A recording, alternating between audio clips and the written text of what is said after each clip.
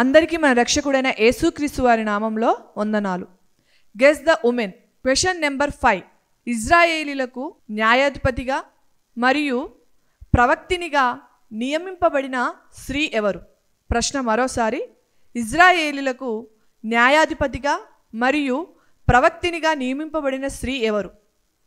ఏ మిరియాము, B Deborah, C Huldah, D Noadiah. A మిరియాము, B Deborah, C Huldah, D Noadiah. Answer తెలిసిన వారు comment రూపంలో తెలియజేయగలరు. ఎవరైతే మొదటగా ఆన్సర్ చేస్తారో వారి పేర్లు మరో వీడియోలో తెలియజేయడం జరుగుతుంది.